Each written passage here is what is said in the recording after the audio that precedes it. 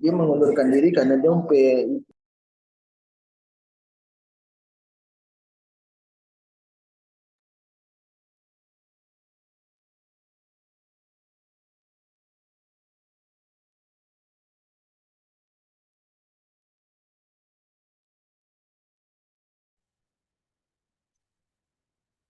Selamat pagi Bapak Ibu semua.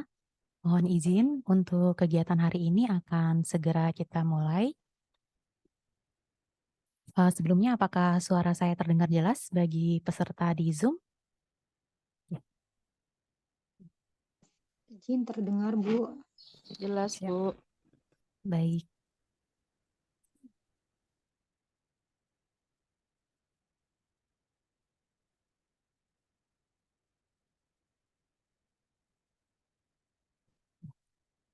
Assalamualaikum warahmatullahi wabarakatuh.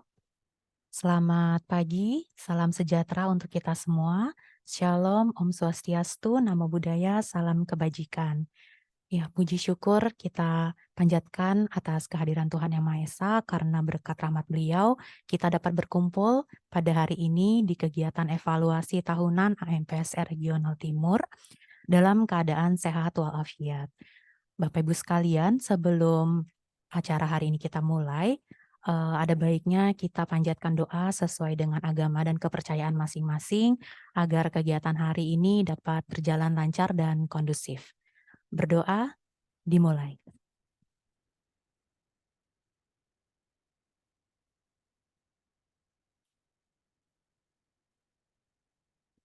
Baik, berdoa selesai. Baik Bapak Ibu, sebelum kegiatan hari ini dimulai, perkenankan saya untuk membacakan agenda untuk kegiatan hari ini. Untuk yang pertama adalah sambutan dan pembukaan Direktur Gizi dan KIA. Selanjutnya pelaksanaan hambatan dan tantangan AMPSR di Provinsi Kalimantan Timur. Dilanjutkan dengan pelaksanaan AMPSR di Kabupaten Maluku Tenggara. Selanjutnya pelaksanaan AMPSR di RSUD Dr. M. Haulusi dan dilanjutkan oleh tanggapan oleh Dr. Eka dan Dr. Danu, mohon izin. Lalu dilanjutkan dengan diskusi panel. Selanjutnya adalah ISOMA dilanjutkan dengan paparan analisis hasil evaluasi pelaksanaan MPSR 2023 oleh Ketua Tim Kerja Surveillance Gizi dan KIA. Dan oleh tim UNICEF Indonesia akan membawakan bedah dokumen pengkajian OV, RM, dan rekomendasi, dilanjutkan dengan diskusi panel 2 dan RTL dan penutupan. Baik, Bapak Ibu, untuk mempersingkat waktu, langsung saja kita masuk ke rangkaian acara yang pertama, yaitu sambutan dan pembukaan yang akan diwakilkan oleh Ketua Tim Kerja Surveillance Gizi dan KIA, Dr. Ningrum. Selamat pagi. Selamat pagi. Ya, waktu dan tempat dipersilakan. Terima kasih Mbak Kunti. Bismillahirrahmanirrahim. Assalamualaikum warahmatullahi wabarakatuh. Selamat pagi dan salam sejahtera bagi kita semuanya. Om Swastiastu, Namo Buddhaya, salam kebajikan. Mohon maaf Bapak Ibu, hari ini Bu Direktur tidak bisa membuka pertemuan ini. Jadi izinkan saya, Ketua Tim Kerja Surveillance Gizi dan KIA, mewakili beliau menyampaikan sambutan dalam kegiatan evaluasi tahunan AMPSR Regional Timur di Ambon. Ini dilakukan secara hibrid di Ambon 16 November 2023. Yang terhormat tim fasilitator AMPSR tingkat pusat, Dr. Danu SPOG, Dr. Eka SPA, kemudian peserta evaluasi tahunan AMPSR, baik yang hadir secara daring maupun secara luring, dari Dinas Kesehatan, Rumah Sakit, Puskesmas, organisasi profesi, perwakilan lintas program di Kementerian Kesehatan, mitra pembangunan yang selalu mensupport kami. Terima kasih dari UNICEF, Bapak Brunal, dan tim, kemudian dari WHO, UNFPA, Momentum, dan Bapak Ibu semuanya. Bapak Ibu sekalian, saat ini Kementerian Kesehatan sedang menyusun RPJMN Renstra tahun 2025-2029. dan juga melakukan evaluasi capaian RPJMN. Saat ini angka kematian ibu dan angka kematian bayi masih menjadi prioritas sampai tahun 2045.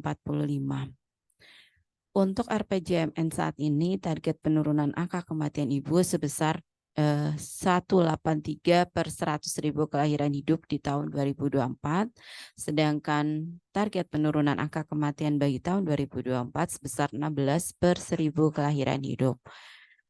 Kementerian Kesehatan telah melaksanakan berbagai upaya untuk menurunkan angka kematian ibu dan angka kematian bayi. Salah satunya untuk penguatan manajemen adalah audit maternal perinatal surveillance dan respon atau AMPSR. Bapak Ibu sekalian, AMPSR adalah serangkaian kegiatan penelusuran sebab kematian atau kesakitan ibu dan perinatal untuk mencegah kematian yang sama di masa yang akan datang. AMPSR sendiri ada 4 siklus yang tidak boleh berhenti. Langkah-langkahnya dimulai dari pencatatan, notifikasi kematian, kemudian pelaporan melalui ringkasan medis dan otopsi verbal, pengkajian, dan yang paling penting adalah respon. Bapak Ibu sekalian, Kementerian Kesehatan tahun 2022 telah melakukan revisi pedoman AMP menjadi pedoman AMPSR, di mana sedang dikuatkan proses surveillance, yaitu kesinambungan tahapan dalam pelaporan termasuk kelengkapan data kematian serta penguatan dari sisi respon. Karena AMPSR tanpa adanya respon tidak akan memberikan dampak yang berarti dalam penurunan angka kematian ibu maupun kematian bayi.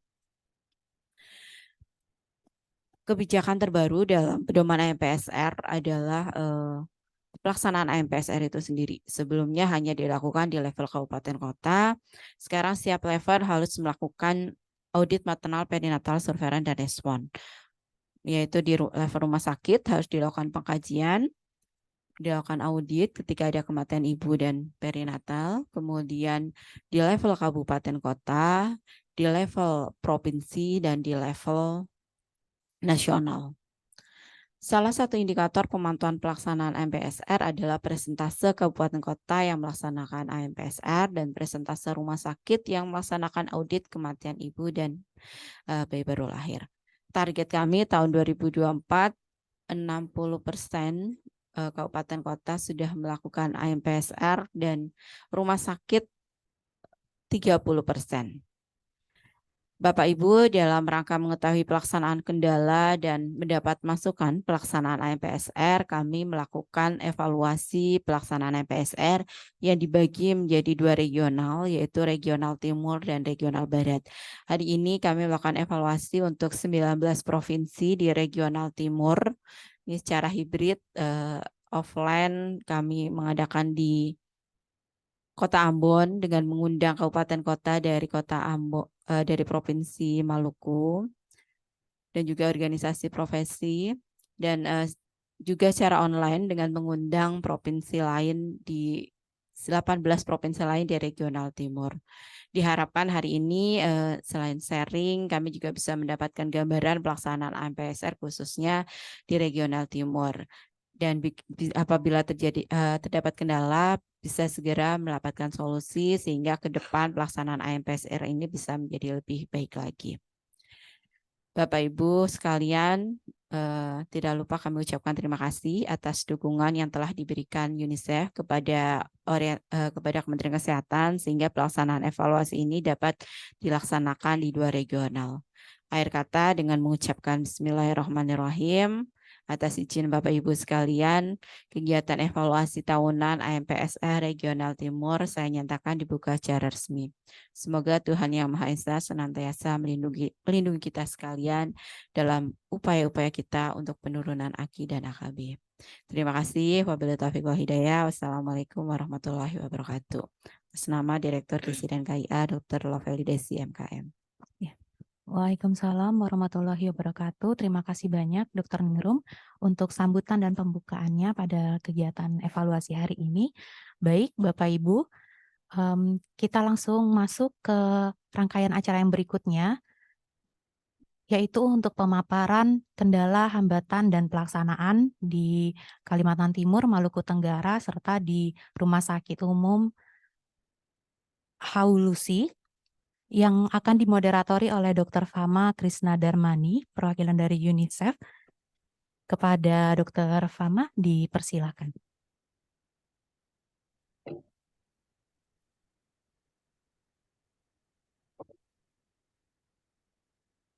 Terima kasih. Baiklah, kita akan mengikuti bersama sesi pertama. Ada 3 panelis yang akan menyampaikan. Panelis pertama akan menyampaikan tentang pelaksanaan hambatan dan tantangan AMPSR di Provinsi Kalimantan Timur. Untuk itu saya persilahkan perwakilan dari Dinas Kesehatan Provinsi Kalimantan Timur untuk mempresentasikan. Ya, waktu kita dalam presentasi ini 45 menit. Terima kasih. Saya persilahkan. Tes, terdengar ini? Terdengar, Pak. Terdengar. Terima Pak kasih. Dokter. Ya. Selamat pagi, salam sejahtera untuk kita semuanya. Om Swastiastu, Namo Buddhaya, salam kebajikan. Assalamualaikum warahmatullahi wabarakatuh. Terima kasih Ibu Moderator yang memberikan kesempatan kepada saya selama 40 menit. Dan seluruh peserta AMPSR di bagian timur. Saya akan sharing dengan teman-teman sekalian. Mudah-mudahan bermanfaat. Dan juga saya juga ingin mendapatkan masukan dari teman-teman sekalian dalam kegiatan ini. Beberapa situasi kematian ibu anak di Provinsi Kalimantan Timur yang mungkin kita akan melihat dari sisi angka kematian ibu dulu ya. Jadi di tahun 2022 sampai dengan akhir Desember tercatat 73. Kemudian di awal November tanggal 9 di rekodnya sekarang 60. Mudah-mudahan tidak lebih dari 73 sehingga kita masih bisa mempertahankan angka kematian ibu melahirkan masih di bawah 70 ya. Mudah-mudahan karena kita ingin kalau kita hitung dari jumlah ibu melahirkan yang ada di Kalimantan Timur sekitar 64.000 ya. Yang estimasinya walaupun tidak sampai 64.000 maka kalau kita hitung 70 per 100.000 ya sekitar 42 orang ibu yang melahirkan. Mudah-mudahan tahun yang akan datang kita bisa lebih kurang di bawah 45. Lanjut. Ini tantangan buat kita. Kemudian beberapa tantangan lain yang terkait dengan kematian ini yang tadinya kita tidak melakukan audit alamat KTP karena ada beberapa di tahun ini ada sekitar 11 dengan KTP yang berbeda dari audit di beberapa kabupaten kota termasuk di luar provinsi Kalimantan Timur yang banyak nanti akan kita sampaikan dari Sulawesi Selatan, kemudian juga ada NTT dan Jawa Barat.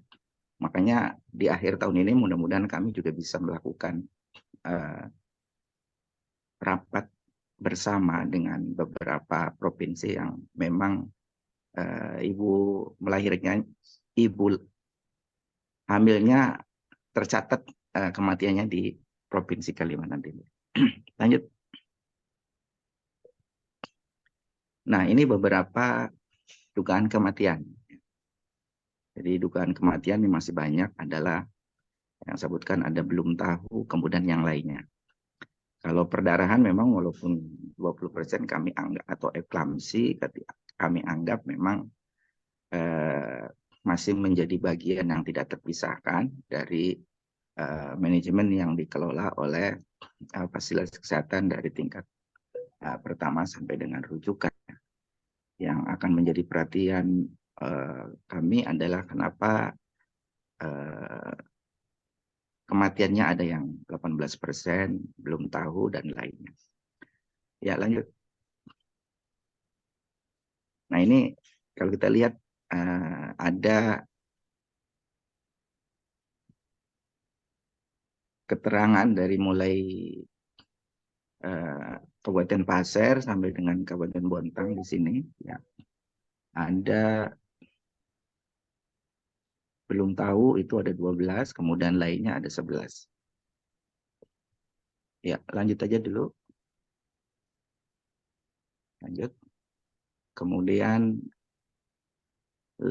lanjut lagi. Ini yang belum tahu sampai dengan ada di rumah sakit ada 3. Kemudian kematian ibu tempat kejadiannya masih banyak. Memang di audit-audit sebelumnya juga adalah rumah sakit. Kemudian masa nifas dan kehamilan. Nah, ini kami lagi menggali seperti apa, kenapa masa nifas, kemudian kehamilan itu lebih banyak waktu kejadian dan di rumah sakit. Ya, mungkin juga sama juga di beberapa tempat ternyata sekarang berpindah. Bukan dari perjalanannya, ini perjalanannya sudah cuma 8%. Kemudian di rumah ibu juga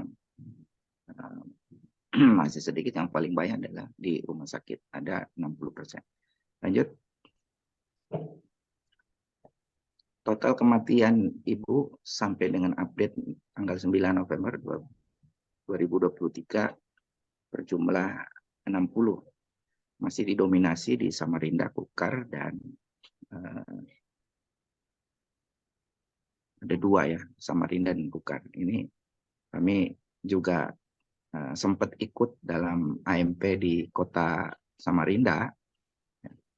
Seperti apa kondisinya? Padahal kota Samarinda dan Kukar ini adalah termasuk kota besar ya. Samarinda adalah kabupaten yang besar ya, dengan sumber daya anggaran yang cukup baik ya, tapi masih menyisakan prioritas dari angka kematian ibu yang paling tinggi di antara beberapa kabupaten kota yang ada di Provinsi Kalimantan Timur. Lanjut. Jumlah kematian yang memiliki KTP berbeda dengan alamat kematiannya. Ada lintas provinsi yang saya katakan tadi ada 12 dan lintas kabupaten ada 11. Ya. Nah, nanti yang tadi saya sebutkan NTT, kemudian Kalimantan Selatan, Kalimantan Sulawesi Utara, Kalimantan Jawa Tengah juga ada, Jawa Barat juga ada, Kaltara juga ada, Sulawesi Selatan dan Sulawesi Barat. Ini menjadi catatan AMP yang terakhir di tingkat provinsi. Untuk kami akan lakukan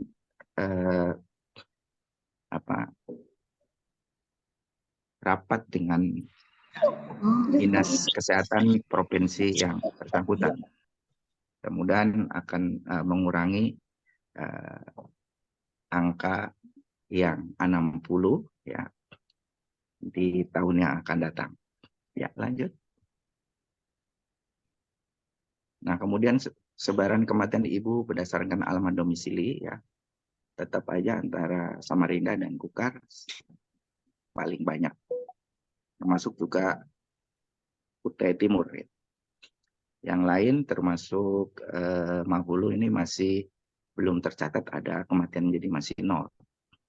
Ya.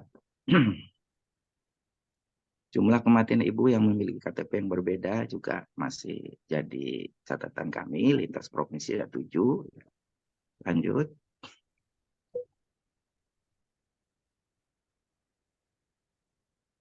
Kemudian terkait dengan kondisi kabupaten kota. Ya. Ada lintas provinsi, ada 1, 2, 3, 4, ada 2, 3, 4, ada 7 penyebab kematian berdarah dan eklamsi, termasuk di Kubar ini ada TB. Kami selalu melakukan pendalaman terkait dengan beberapa penyakit-penyakit yang memang bukan menjadi penyakit yang seiring dengan kehamilan ya, seperti penyakit-penyakit menular maupun penyakit-penyakit tidak menular ya yang ada pada ibu hamil. Bahkan di tahun yang lalu tercatat ada dilaporkan oleh kota itu kena HIV. Ya. Saya juga nggak tahu. Ya, alhamdulillah di tahun ini tidak tercatat HIV/AIDS yang menjadi penyebab kematian dari HMP yang dilaksanakan. Ini TB masih ada karena tahun lalu juga masih ada penyakit-penyakit yang seharusnya bisa menjadi pengurang dari jumlah kematian, angka kematian ibu melahirkan. Tapi tahun ini masih ada 1 di Kutai Barat. Ya, saya akan melakukan pendalaman ya, apakah tidak dilakukan penanganan selama kehamilannya sehingga menyebabkan menjadi penyebab kematian di Kutai Barat. Ya, ternyata orang Kukar kalau di sini disebutkan. Ya, jadi ini beberapa hal yang terkait dengan kematian ibu melahirkan. Di Kalimantan Timur memang dari kita bandingkan dengan angka kematian ibu melahirkan di tahun yang lalu sebanyak 73, dan di bulan November yang kita tarik dari data yang diinput oleh teman-teman kabupaten kota itu masih di bawah 73. Mudah-mudahan dalam kurun waktu 1,5 bulan yang akan datang tidak menambah angka ya, malah justru berkurang, dan ini satu warning buat kita, berarti kegiatan dan tindak lanjut dari HMP SR kita ini masih belum optimal karena masih banyak hal-hal yang belum kita laksanakan. Tentu juga ada beberapa permasalahan yang tadinya tidak kita antisipasi, adalah migrasi dari beberapa provinsi datang ke Provinsi Kalimantan Timur. Karena memang saya melihat setelah ditunjuknya Kalimantan Timur menjadi IKN ini menjadi daya tarik tersendiri ya. Maka nanti dalam kesempatan lain saya ingin agar semua yang pindah ke IKN ataupun ke daerah penyangga maupun kabupaten kota yang lain yang memang hamil akan kita catat ya. Apakah nanti melahirkannya di sini atau melahirkannya di tempat asalnya. Kalau memang melahirkan di sini, maka kita akan masukkan dalam daftar agar bisa tercatat baik di buku KIA yang ada di fasilitas kesehatan masing-masing di fasilitas kesehatan primer maupun juga di EcoHealth. Yang kedua juga terkait dengan menurut informasi laporan dari teman-teman dari kabupaten kota maupun dari bidang Kesmas melalui aplikasi KIA ini, menjadi masalah ini EcoHealth kita juga masih belum berjalan dengan baik ya. Mudah-mudahan di tahun yang akan datang dengan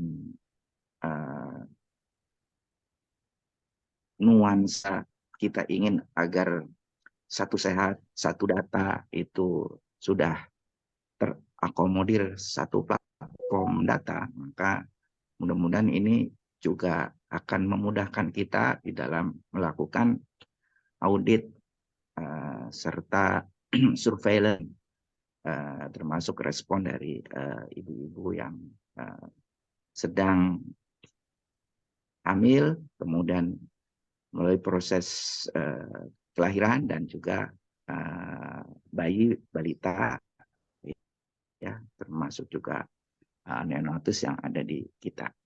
Ini beberapa hal yang memang harus kita lakukan di Provinsi Kalimantan. Termasuk juga nanti saya jelaskan terkait juga dengan bagaimana surveillance yang dilakukan oleh teman-teman program gizi juga bukan hanya ketika proses audit saja ya. Saya minta melalui kepala-kepala dinas kabupaten kota untuk melakukan surveillance yang berhubungan dengan risiko-risiko yang ada pada ibu-ibu hamil yang mungkin akan menjadi masalah pada saat delivery-nya atau saat kelahirannya. Kita juga melihat beberapa kabupaten kota ya yang ada di Provinsi Kalimantan Timur juga sudah berusaha semaksimal mungkin, termasuk juga menyiapkan rumah-rumah singgah untuk ibu-ibu hamil yang punya risiko.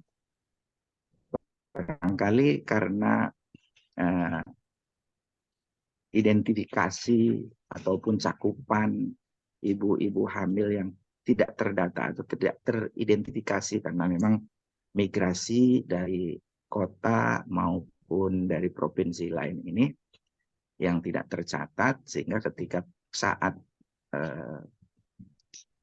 saat kelahirannya itu kita tidak pantau ya. Makanya tadi disebutkan di beberapa slide saya tadi ya, ini kebanyakan kematiannya pada saat ibu hamil dan masa nifas itu ya. Nah tentu proses surveillance juga bukan hanya pada saat satu kasus, baik kasus yang dalam audit saja, tapi juga sebelum kelahiran itu ya kira-kira antara 7 sampai menjelang 9 bulan ya, kita bisa lakukan beberapa hal yang terkait dengan risiko-risiko apa yang akan ditimbulkan ya, oleh ibu-ibu hamil kita yang akan melahirkan, sehingga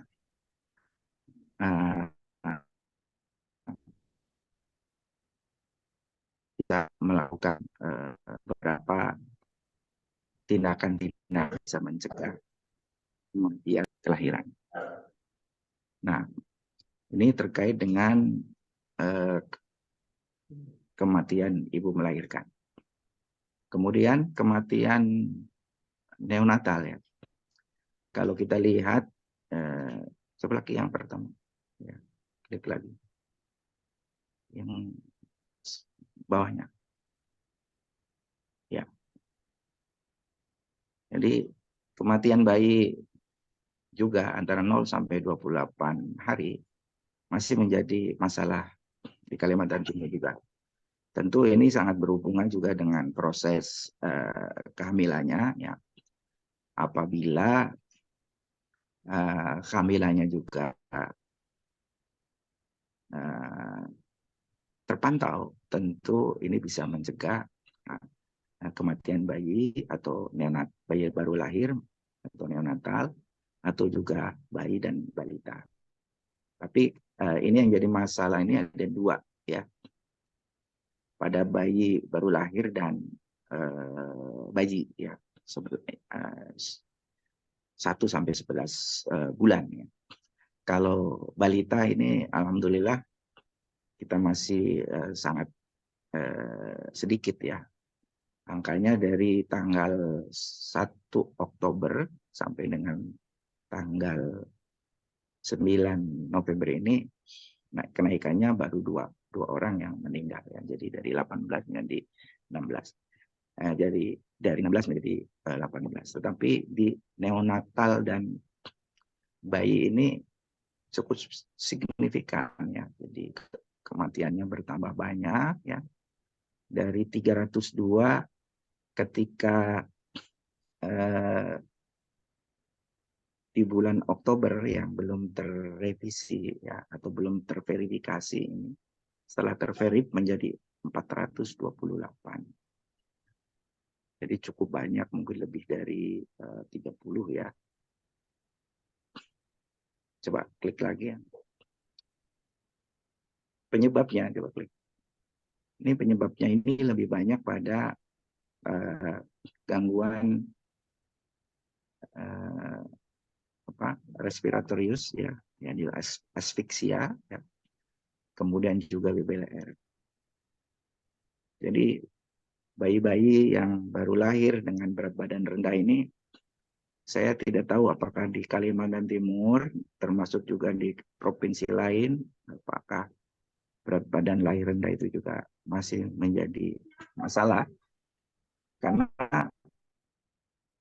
saya melihat memang BBLR ini menyumbang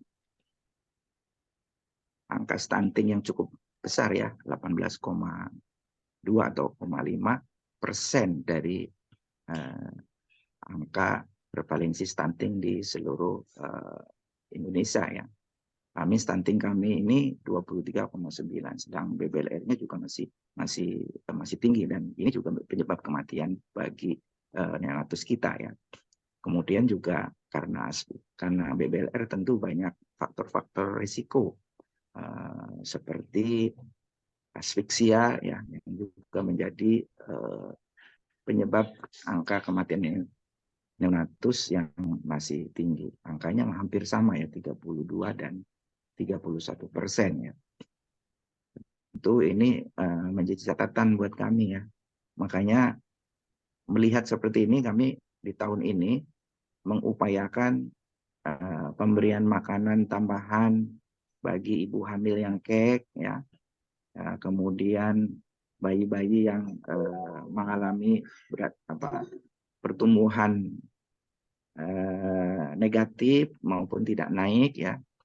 Dan alhamdulillah sampai dengan triwulan terakhir ini tercatat nilainya sudah di atas 98%, termasuk pemberian tablet tambah darah dan pemantauannya terhadap ibu hamil ya. Ini kalau kita bandingkan di tahun sebelumnya, memang kematian BBLR ini masih sangat tinggi ya, sekitar 70%. Ini sekarang menjadi 31% ya. Lumayan sudah turun ya, sekitar 40%-an. Sedangkan asfiksia masih cukup banyak.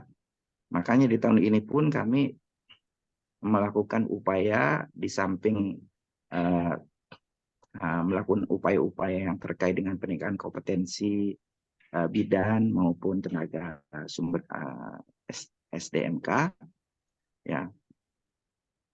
Kita diberikan anggaran lebih oleh pemerintah provinsi untuk membeli alat ya, untuk dibagikan ke 188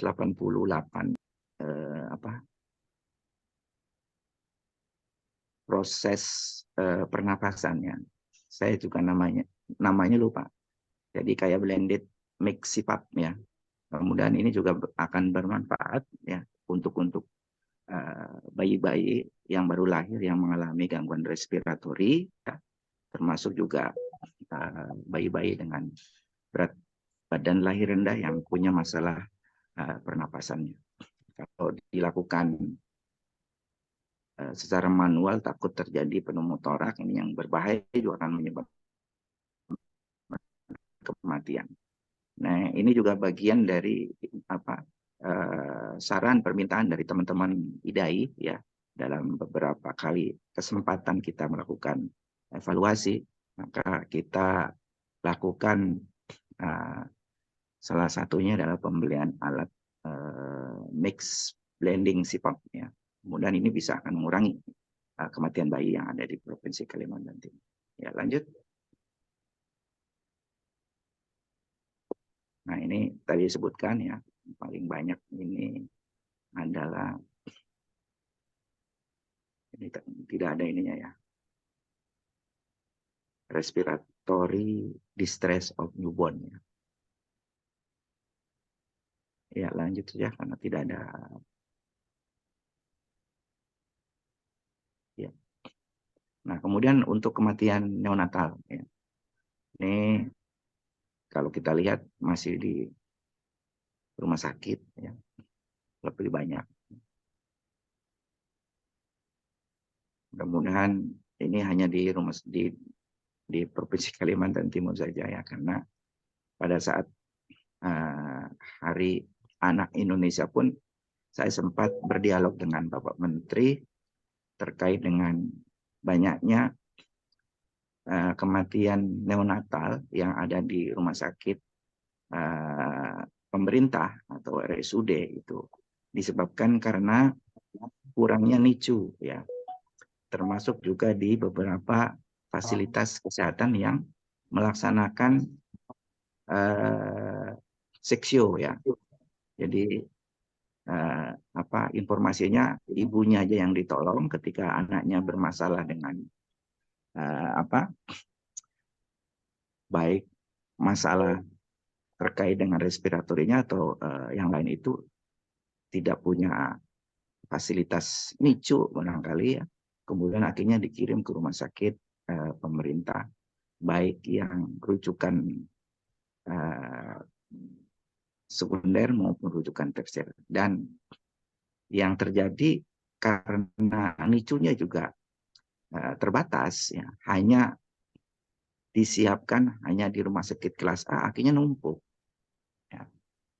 Ini mudah-mudahan jadi informasi ke Kementerian Kesehatan, ya, agar dibuatlah jangan misalnya hitungannya 10% saja, ya, karena rumah sakit daerah tidak menyediakan, maka rumah sakit yang memang cukup sumber daya kesehatannya, sumber daya manusia kesehatannya, termasuk konsultan perinatologi, ya, kemudian juga beberapa bidan-bidan terlatih, maka yang kelas A itu harus ada penugasan khusus dari Kementerian Kesehatan untuk rumah sakitnya, NICU-nya ditambah, ya. Karena kebanyakan meninggal karena tidak ditangani ataupun terlambat karena tidak ada tempat, jadi harus menunggu. Nah, ini salah satu yang memang menjadi permintaan kami ketika kami berdialog dengan Pak Menteri, dan Pak Menteri ini merespon juga. Kemarin minta dicatat agar semua terkait 9 prioritas penyakit, ya, salah satunya KIA, maka dari 514 itu harus bisa 514 kabupaten yang punya RSUD, ya, kelas C harus bisa melakukan perawatan bayi yang di bawah 1.800, ya. Tapi sampai sekarang belum ada actionnya ini. Mudah-mudahan tahun ini sudah ada mulai, ya.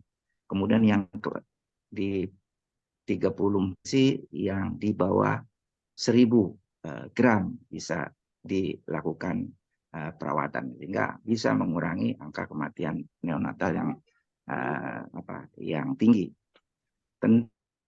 Kami juga masih optimis karena dibandingkan dengan tahun yang lalu juga kita sudah menurun, ya. Tahun yang lalu hitungannya di atas 600, sekarang baru 400-an neonatal yang meninggal. Lanjut.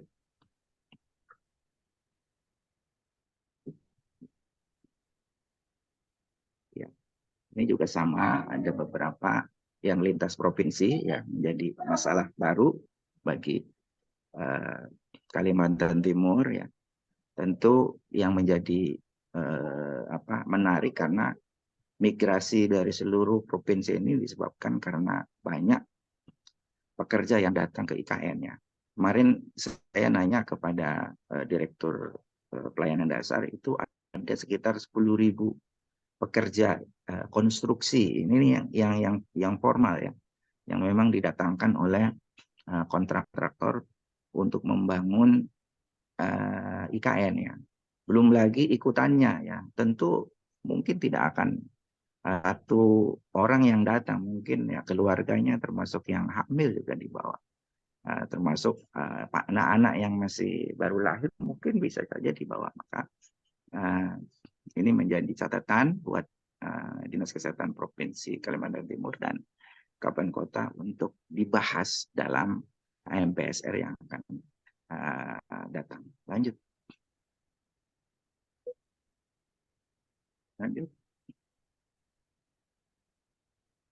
Nah, kemudian ini bayi ya. Jadi bayi kita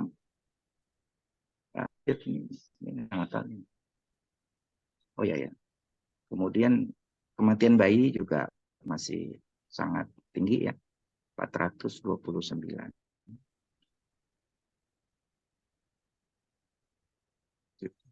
Ini juga hampir sama ya. Hampir sama masalahnya ya, lanjut saja. Kita lihat ya. Meninggalnya juga di rumah sakit pemerintah juga paling banyak ya. Ini 77% ya. Asfiksia dan BBLR juga masih menjadi masalah dugaan penyebab kematiannya.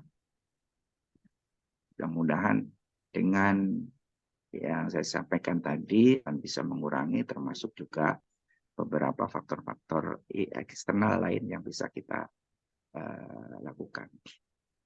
Ya, termasuk juga penyakit-penyakit menular yang hari ini pun saya optimis ya. DBD yang dulu itu 38 kematian, kami hari ini masih mencatatkan 50% penurunan dari 38 kematian, dan lebih banyak adalah umur di bawah 5 tahun yang meninggal. Kemudian ini juga bisa mengurangi kematian yang disebabkan oleh penyakit-penyakit baik menular maupun tidak menular, termasuk juga diare dan sebagainya. Tapi lebih banyak di sini memang BBLR dan asfiksia ya. Yang lain seperti kelainan bawaan, infeksi, meningitis dan diare juga sangat tidak signifikan. Lanjut.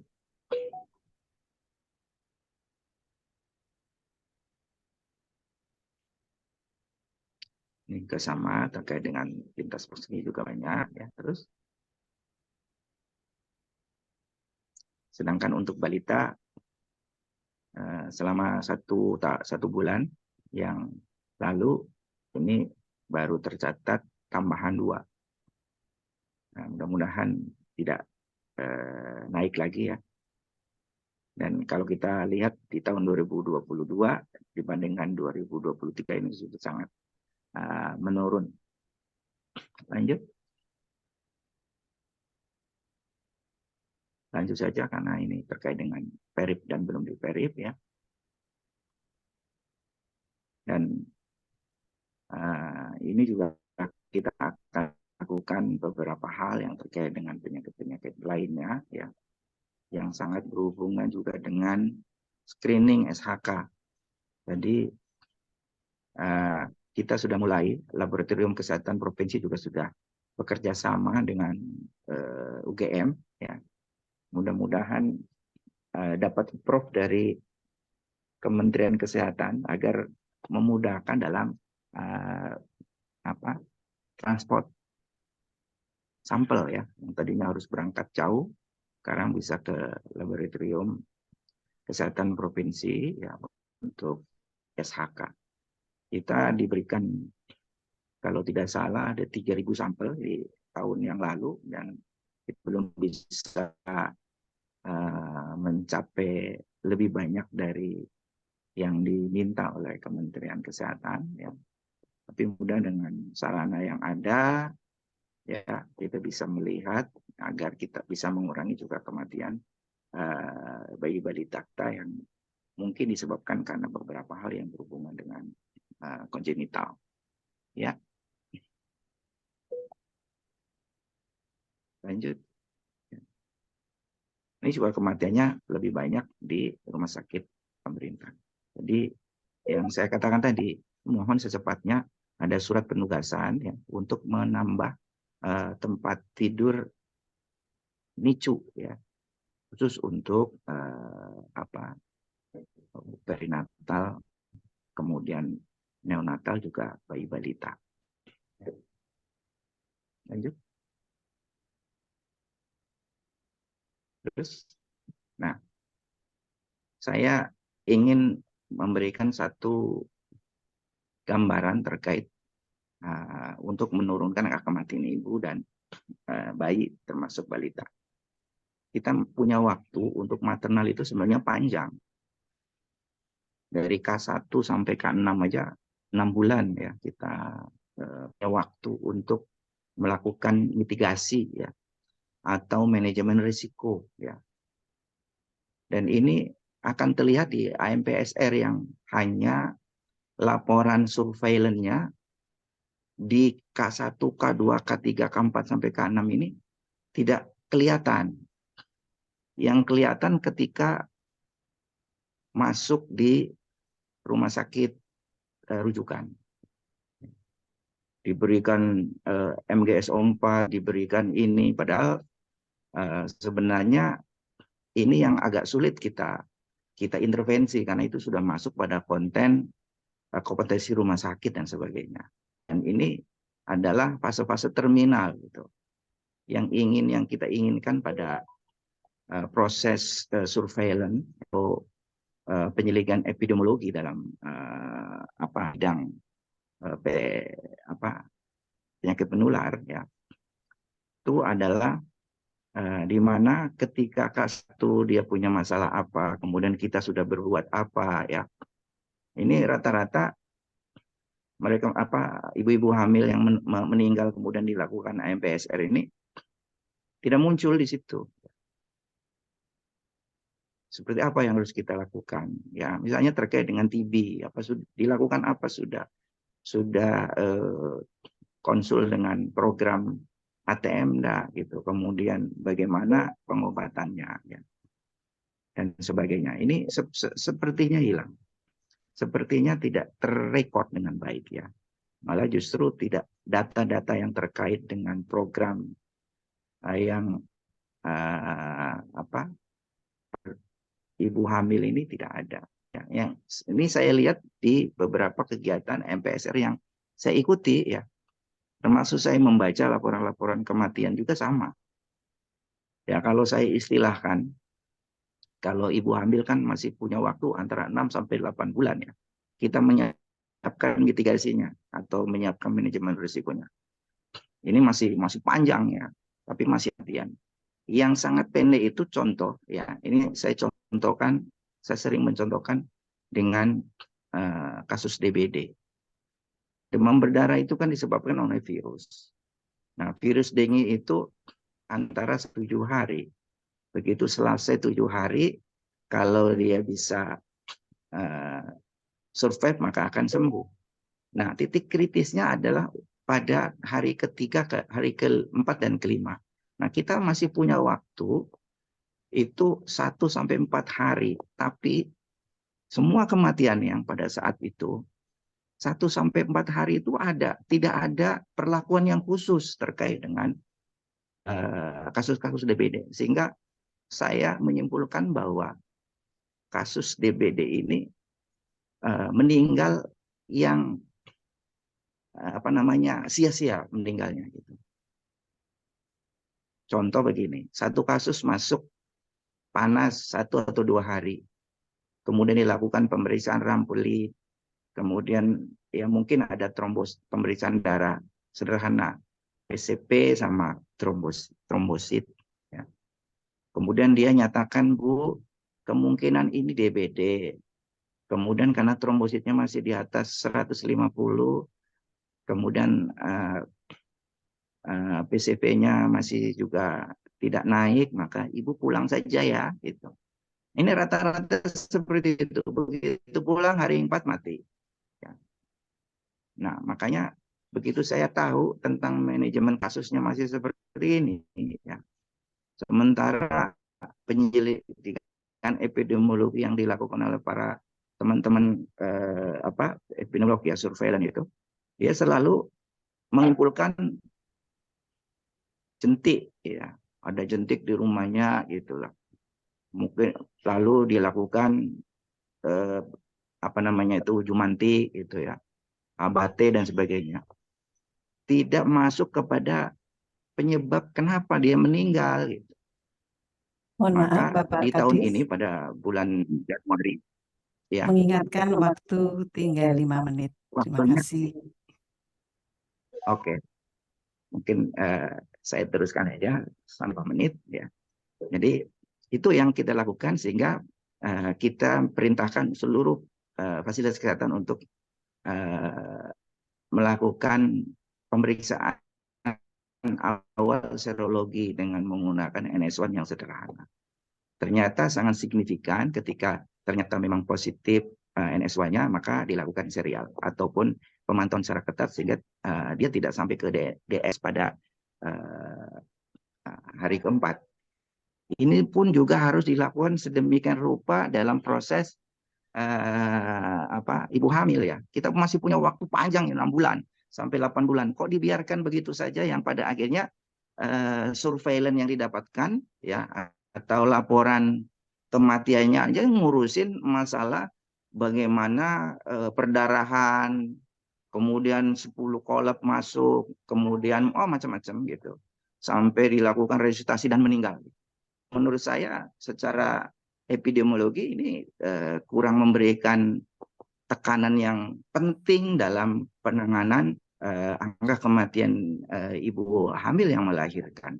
Yang harus ditekankan adalah bagaimana manajemen risiko yang ada selama 1 sampai 8 bulan itu yang harus kita cari ya, dan kita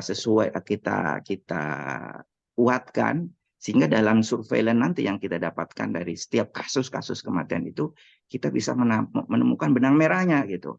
Oh ternyata belum dilakukan ini, oh ternyata belum dilakukan ini, oh ternyata cohort-nya kurang bagus, oh ternyata teman-teman kurang ini. Nah, harapannya seperti itu sehingga dalam proses MPSR yang ada di Provinsi Kalimantan Timur berjalan sesuai dengan keinginan kita untuk menurunkan angka kematian ibu ya sesuai dengan standar WHO.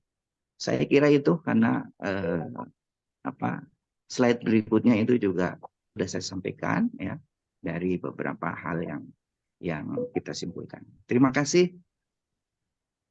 Terima kasih pada Bapak Dokter. Assalamualaikum warahmatullahi wabarakatuh. Waalaikumsalam. Terima kasih kami ucapkan kepada Bapak Dokter Haji Jaya Mualimin, Kepala Dinas Kesehatan Provinsi Kalimantan Timur, yang telah memaparkan tentang pelaksanaan hambatan dan tantangan AMPSR di Provinsi Kalimantan Timur. Selanjutnya, Bapak, Ibu, Saudara-saudara sekalian, kita akan mendengar pemaparan AMPSR di Kabupaten Maluku Tenggara. Kepada yang terhormat Ibu Santi Letora, Kepala Bidang Kesehatan Kabupaten Maluku Tenggara, kami persilahkan. Waktu sama 45 menit. Baik, terima kasih dokter.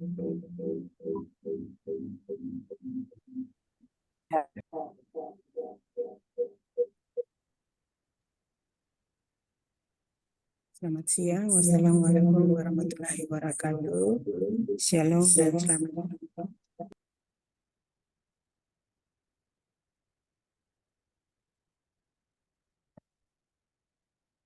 Baik, selamat siang. Wassalamualaikum warahmatullahi wabarakatuh. Shalom dan salam damai sejahtera untuk kita semua. Yang terhormat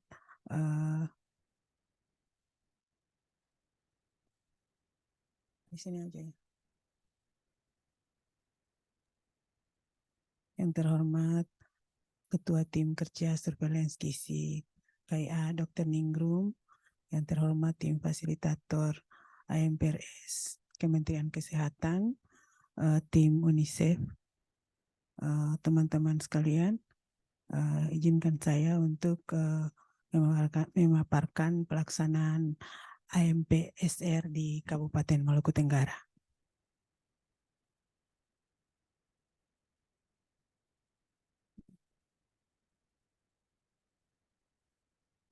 Bentar.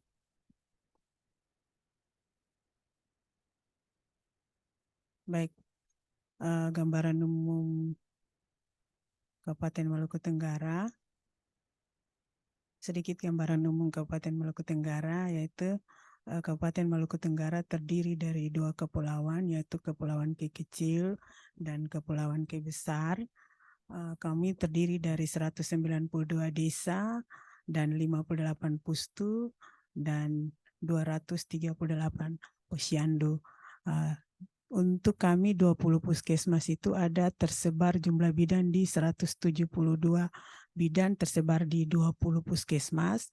Kemudian bidan yang di desa ada 51 dan yang cuma tinggal di desa adalah 21 bidan.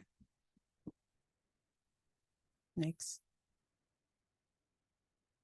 Pelaksanaan AMPRS ini di tahun 2021 kami jalan, tetapi kami baru melakukan 3 komponen, yaitu komponen pertama yaitu baru identifikasi, yang mana kita hanya melakukan penemuan kasus kematian, kemudian kami bersama-sama untuk melihat baru sebatas notifikasi pemberitahuan dan kematian maternal perinatal yang dilaksanakan di Dinas Kesehatan melalui pelaporan yang dilaporkan masih pakai formulir yang lama, yaitu RM dan OP untuk tiap kematian. Kemudian direkap, kemudian dilaporkan setiap bulan ke provinsi dan dari provinsi ke pusat. Kemudian kami melakukan pengkajian kasus. Pertemuan pengkajian kasus itu baru termasuk penyusunan rekomendasi, analisa, dan data penyusunan itu sebatas kami di Dinas Kesehatan dan Provinsi. Tapi untuk melalui forum-forum yang lain belum. Jadi di 2021 kami baru melaksanakan 3 komponen dengan masih pakai formulir lama. Kemudian tahun 2022 kami bekerja sama dengan Dinas Kesehatan Provinsi dibantu oleh perwakilan UNICEF melalui Ikatan Bidan Indonesia untuk daerah UNICEF berada pada daerah Maluku Tenggara untuk menguatkan kami di kegiatan AMPSR. Jadi kami melakukan 4 komponen, yaitu komponen pertama seperti biasa kami melakukan identifikasi melalui pertemuan-pertemuan kasus yang kami sudah jalankan. Ada kematian di puskesmas kami jalankan, kemudian pelaporan itu pelaporan kematian melalui formulir yang kami laksanakan, laporan-laporan kematian kemudian direkap dan kami melakukan rekapitulasi melalui formulir yang diberikan dari kabupaten ke dari pusat ke provinsi, kemudian dari provinsi ke kabupaten kami laksanakan seperti formulir yang ada pada tertera. Kemudian kami melakukan pengkajian kasus. Pengkajian kasus ini kami laksanakan bersama-sama dengan rumah sakit, tim.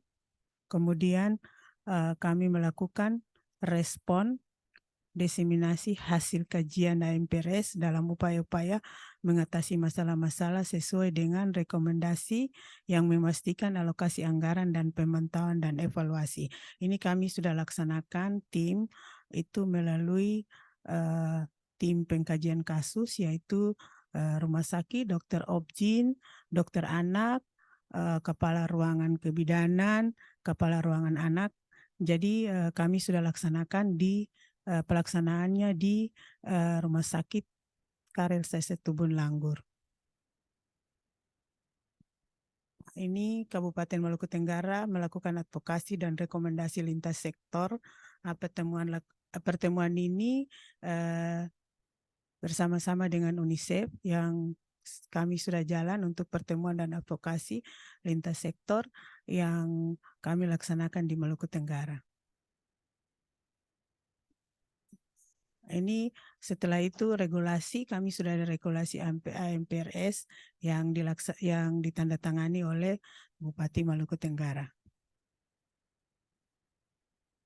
Di tahun 2023, kegiatan audit maternal perinatal surveillance responden dilakukan 4 kali setiap triwulan.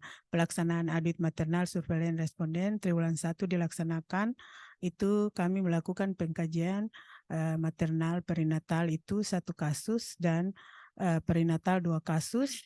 Ini dilaksanakan bersama-sama dengan Dr. Meidi dan Dr. Yosep.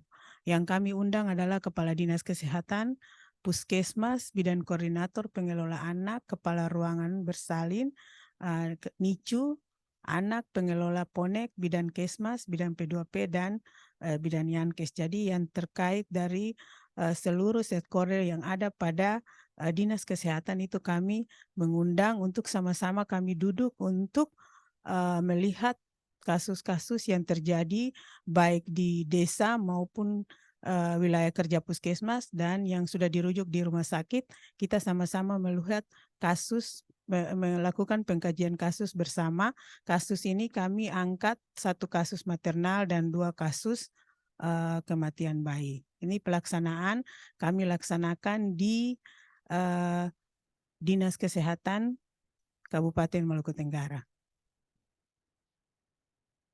Triwulan 2 kami laksanakan lagi bersama-sama, yaitu diundang lagi Kepala Dinas Kesehatan membuka kegiatan seluruh kepala puskesmas dan pengelola dan bidang-bidang yang terkait. Triwulan 3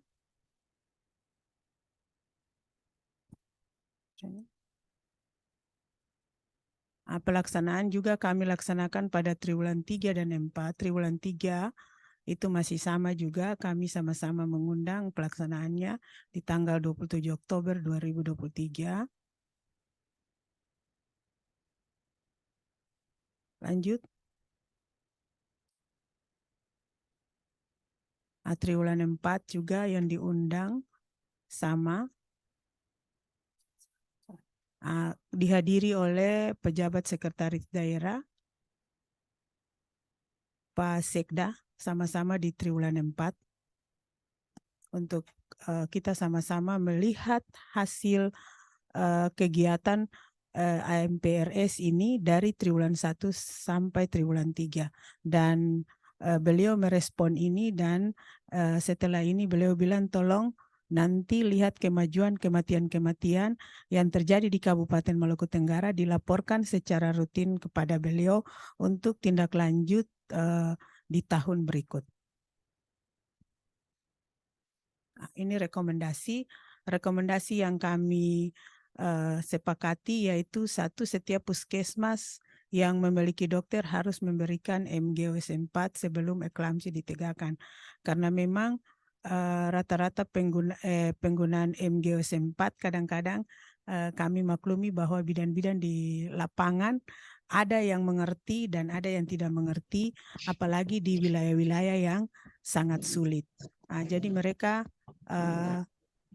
sulitnya itu biasa kematian terjadi di daerah sulit karena mereka masih meragukan untuk penggunaan MGOS 4.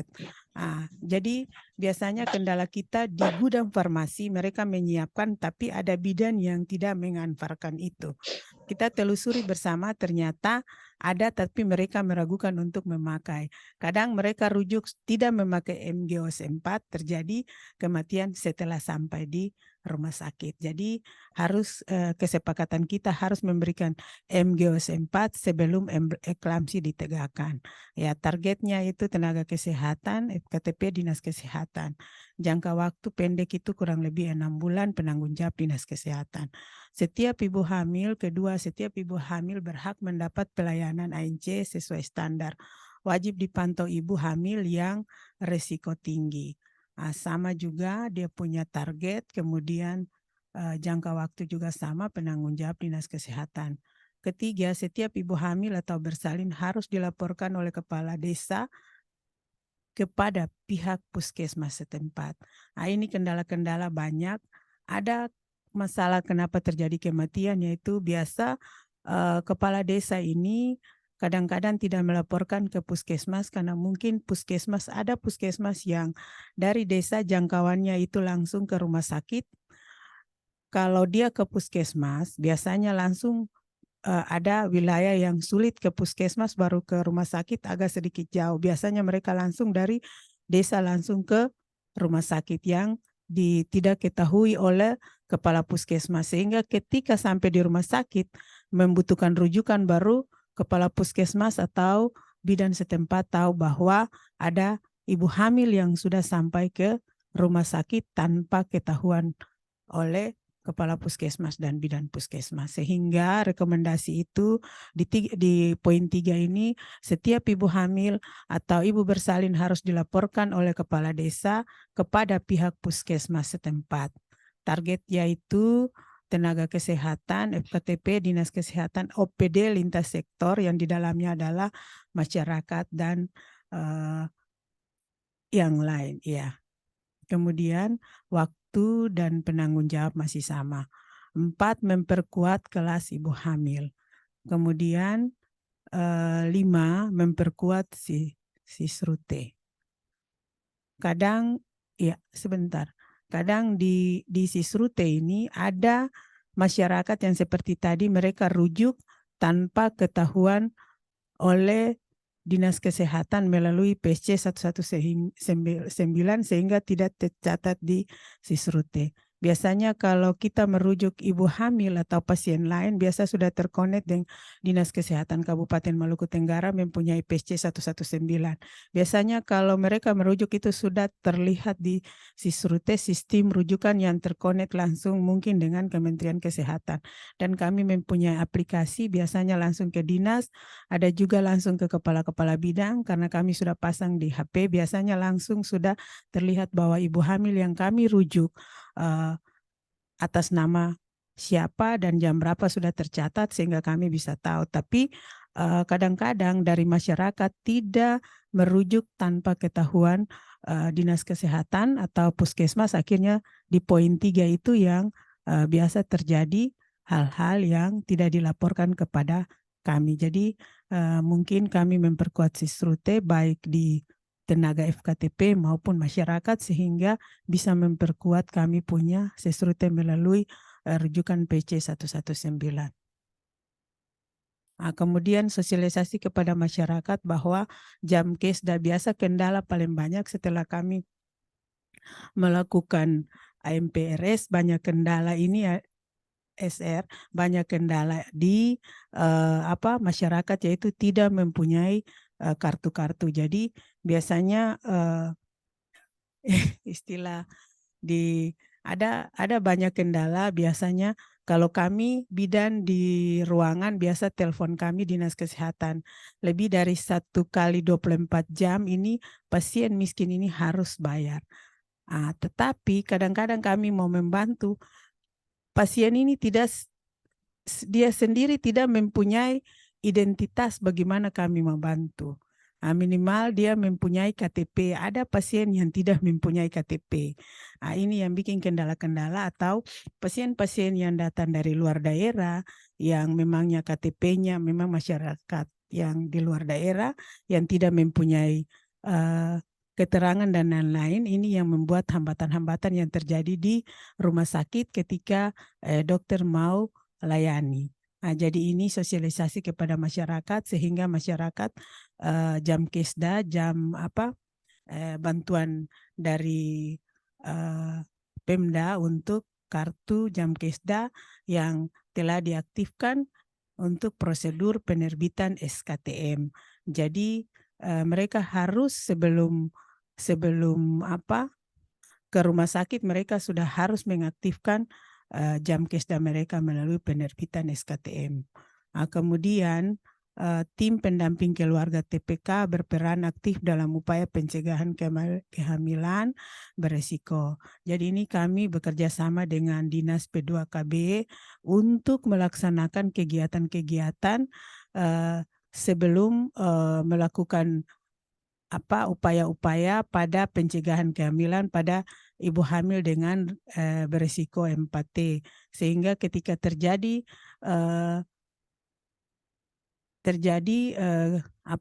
kegawat daruratan yang terjadi atau risiko-risiko yang terjadi, ibu ini atau keluarga sudah siap, sehingga ketika ada kendala, mereka sudah siap dengan hal-hal yang kendala-kendala yang terada pada rekomendasi, tercatat pada rekomendasi ini, sehingga nanti tidak terjadi lagi.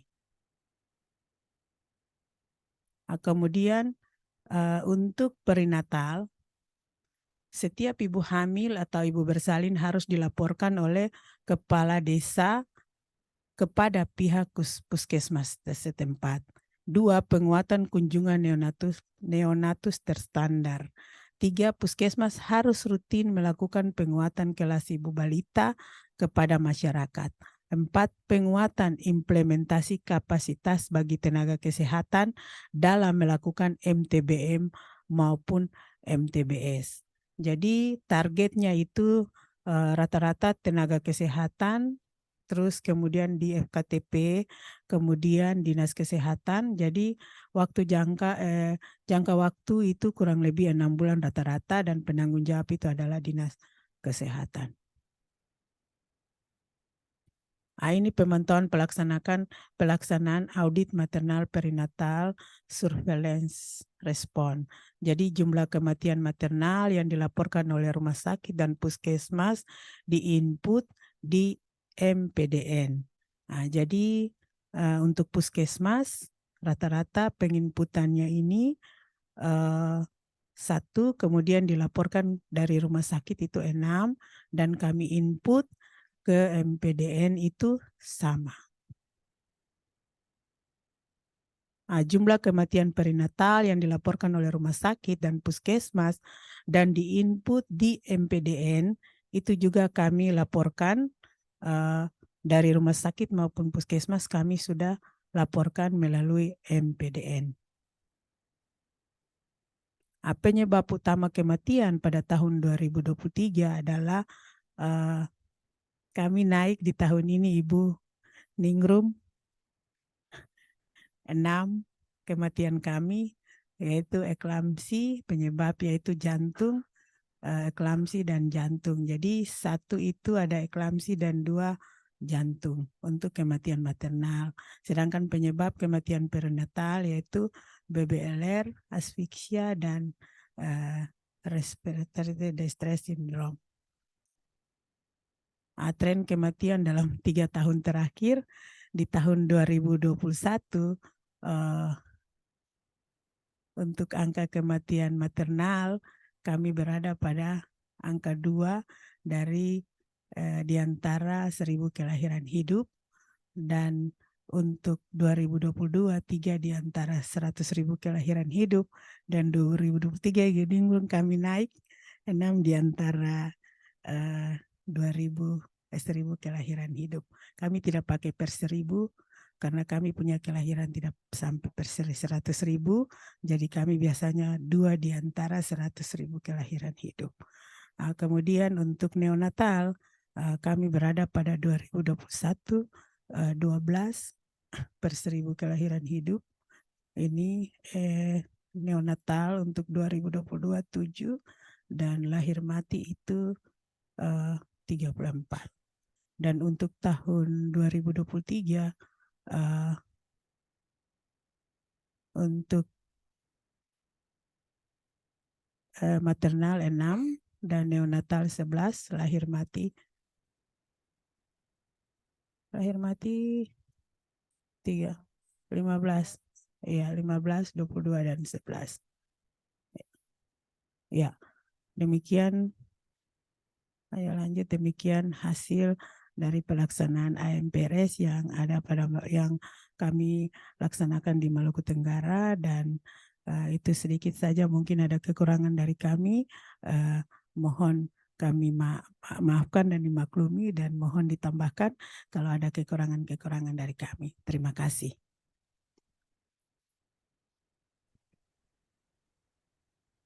Terima kasih kepada Ibu Santi Letora, MCAP, MDCAP, Kepala Bidang Kesehatan Kabupaten Maluku Utara.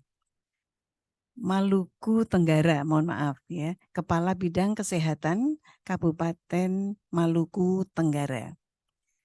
Selanjutnya kita akan mendengar tanggapan, jadi pemapar ketiga akan menyampaikan di waktu nanti ya sekarang karena masih ada kegiatan. Mungkin sekarang kita masuk pada acara tanggapan. Pada acara ini kita ingin mendengar tanggapan dari dua senior kita, Dr. Ekawati Luxtia Haksari SPAK, MKes, dan juga dari Dr. Danu Marioto Teguh SPOGK. Kami persilahkan terlebih dahulu Dr. Danu Marioto Teguh SPOGK. Waktu 15 menit. Terima kasih. Saya persilahkan. Oke, terima kasih. Saya pakai ini.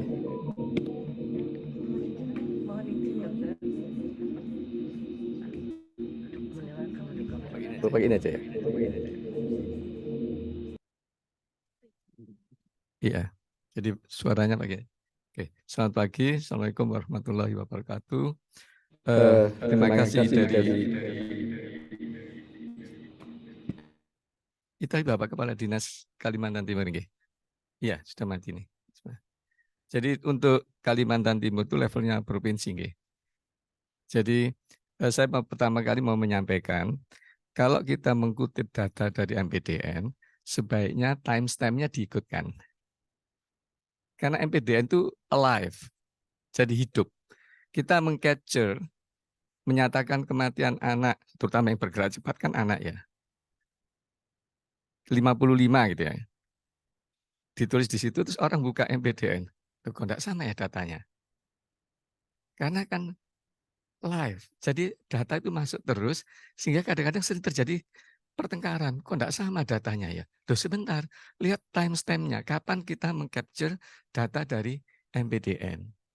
Saya lihat tadi, jadi kalau kita mau data yang kita konsisten ya, jadi data kematian kita kan sudah dicatatkan lewat MPDN dan itu adalah upaya dari seluruh vaskes di Indonesia untuk berusaha memasukkan datanya dengan benar. Perkara under usage atau tidak itu kita tidak boleh. Maaf, tidak dengar suara. Tidak dengar suara. Unmute yourself. Oh ya. Mungkin sudah bisa. Sudah masuk ya? Terima kasih.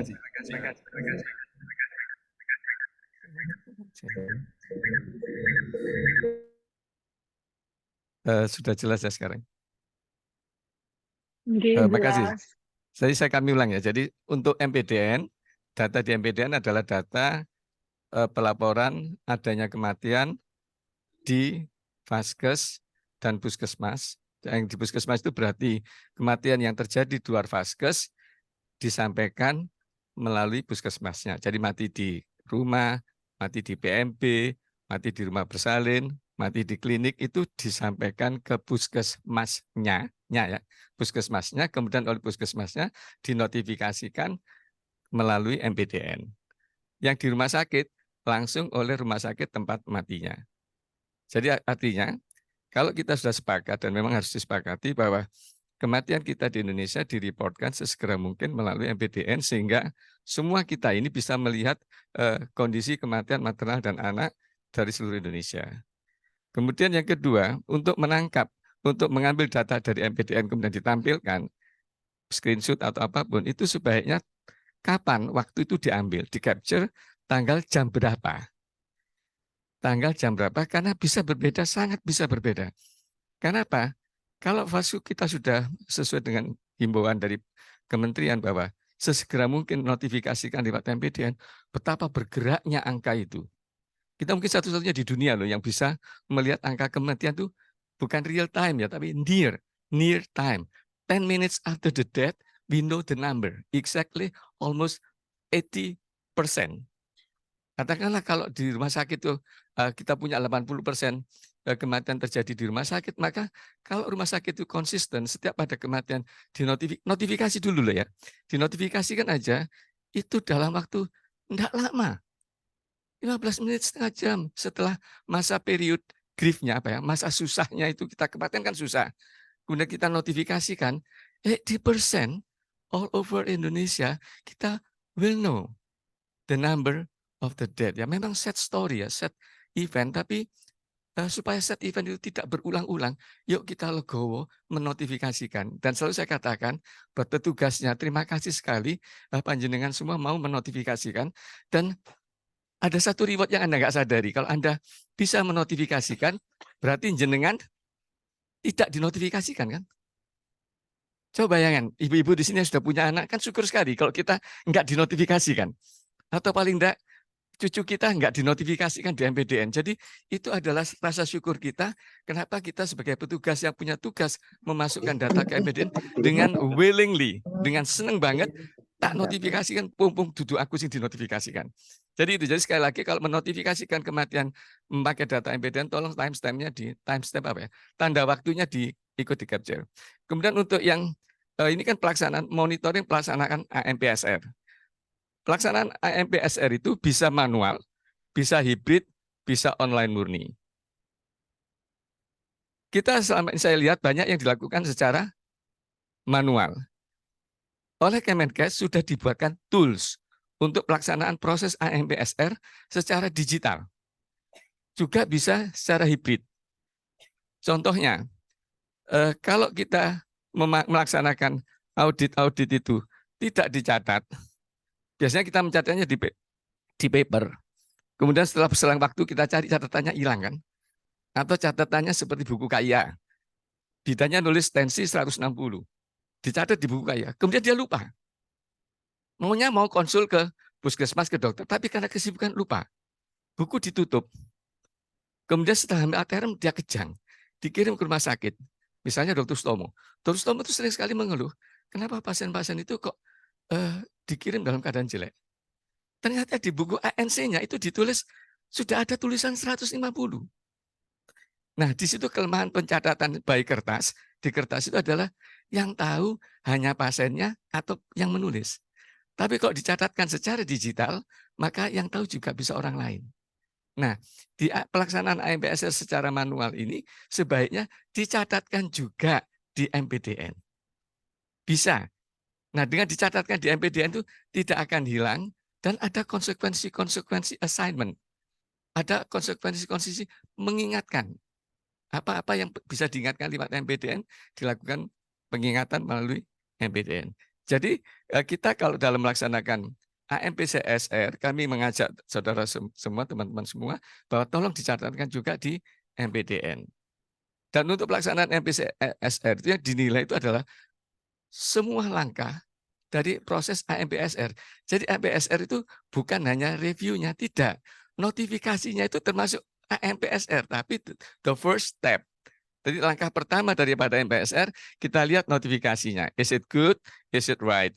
Notifikasi yang tidak benar, kalau kita mau melaksanakan AMPR secara digital, di mana pelaksanaan digital itu sangat hemat waktu, sangat hemat biaya, maka tidak akan terlaksana. Contohnya, notifikasi tanpa menuliskan data desa, alamat desa domisili yang benar, maka tidak ada puskesmas yang bisa mengerjakan OV. Tidak ada. Tanpa OV kita mau mengaji apa? Kalau itu memang kematiannya dari ada domisilinya jelas. Jadi langkah pertama penilaian AMPSR lakukanlah dengan first step-nya dulu. Notification-nya harus benar. Yang kedua, ada fase pelaporan. Pelaporan itu pengisian formulir. Apa formulirnya? OV. Ada perinatal maternal ya, saya satukan aja. OV, kemudian ada RM. RM itu bukan rekam medik, tapi ringkasan rekam medik sebetulnya.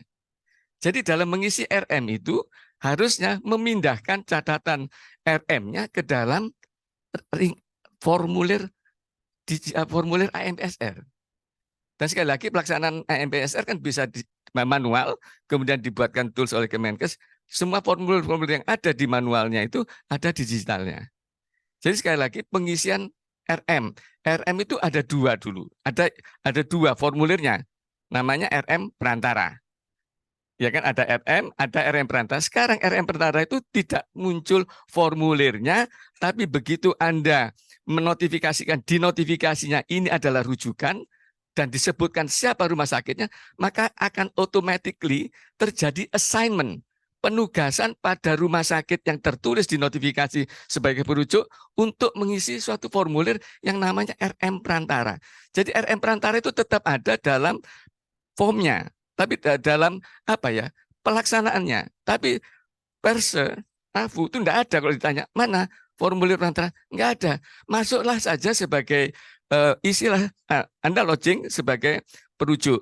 Maka kalau Anda masuk ke dokumennya yang harus diisi, maka akan muncul dokumen RM perantara. Di RM perantara itu sama plek dengan RM, kecuali di bawah sendiri tidak ada sebab kematian.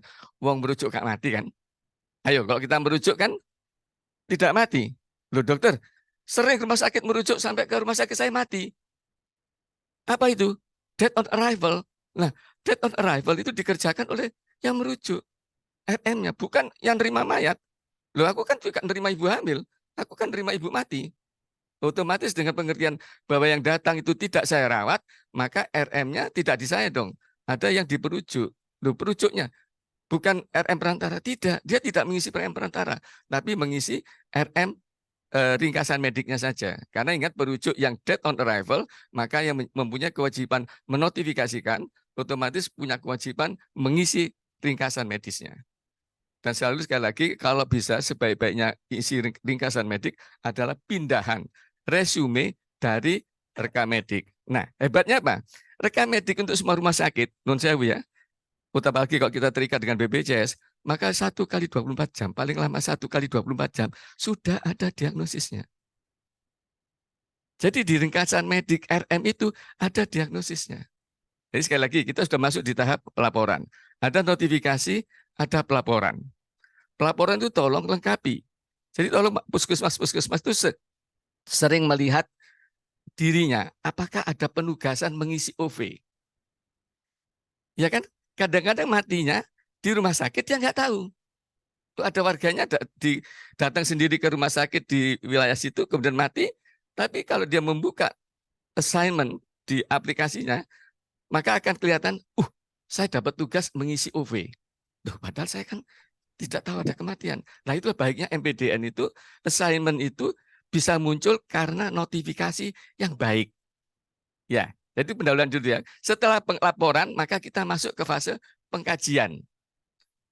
Pengkajian yang ada di MPDN, tools lengkapnya masih di level distrik. Ya, seperti kita kerjakan tadi Kalimantan Timur. Jadi, nah pengkajian itu dikerjakan di level distrik dengan mengundang, membuat rencana. Itu semua ada. Jadi kalau jenengan secara manual mengerjakan itu, nanti kalau memindahkan ke MPDN, ingat MPDN aplikasi, itu bisa. Setelah melakukan pengkajian, maka yang terkarir adalah mengisi form rekomendasi.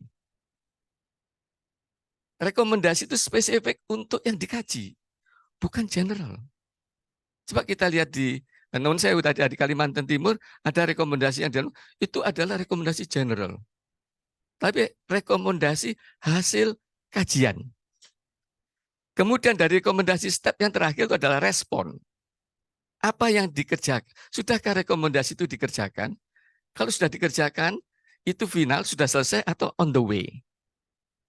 Nah, itu saat ini ada nun sewu Bu Ningrum ya. Jadi untuk rekomendasi itu sudah ada responnya di form rekomendasi itu sendiri.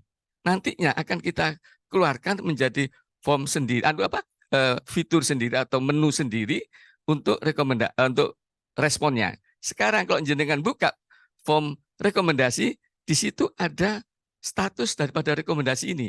Apakah sudah dikerjakan, sedang direncanakan, sedang dikerjakan atau sudah selesai.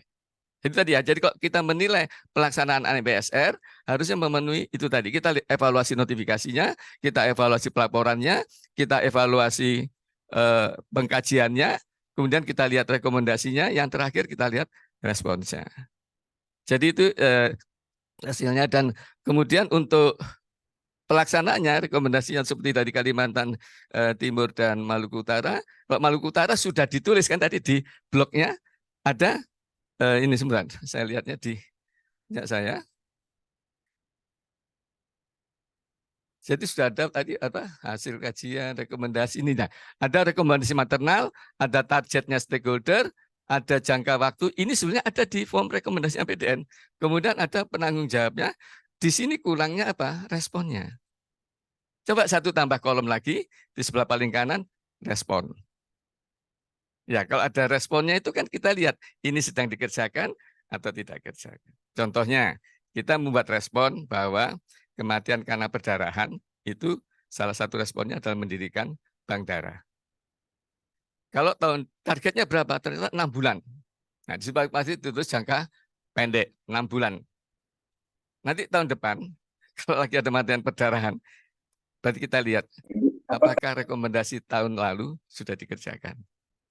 Jadi saya kira itu dulu saya. Nanti saya akan menyusup lagi kalau ada dari Bu Eka. Jadi sekali lagi pelaksanaan evaluasinya mohon dievaluasi dari langkah-langkahnya, notifikasinya. Nah, quality control dari data yang kita masukkan itu loh siapa? Ya saya minta ya Vaskesnya sendiri. Dan saya juga mohon yang di rumah sakit mestinya teman-teman sejawat kami, SPOG, SPA, itu juga mau melihat data quality yang dilaporkan di MPDN.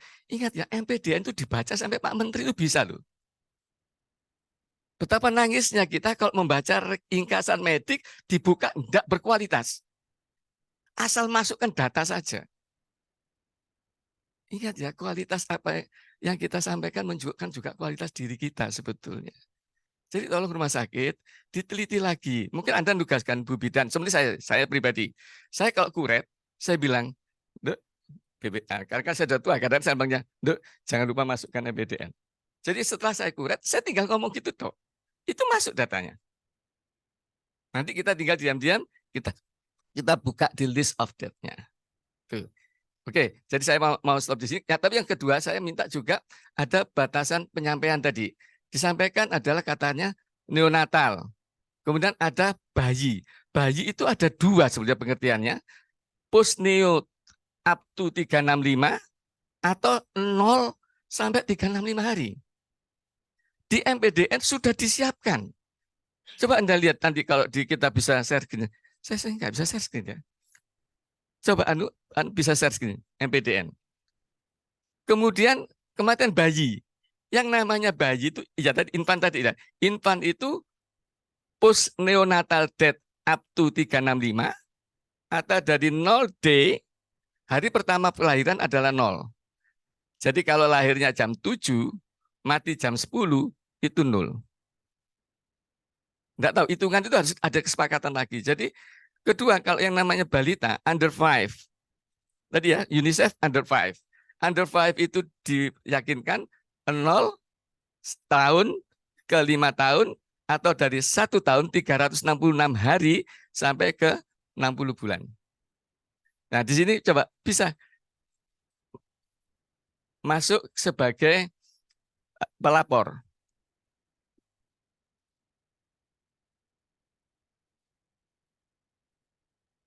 Sayangnya saya kok enggak bisa nih ya.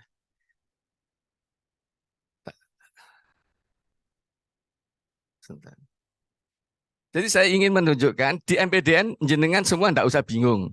Masukkan saja tanggal lahirnya berapa, tanggal matinya berapa, sak jamnya. Nanti di situ ada pengelompokan mati, 6 jam mati, itu by system akan tergenerate dengan sendirinya. Jadi pengelompokan nanti Anda mau nampilkan apa? Aku mau nampilkan ini apa nih? Lodging sebagai apa ini?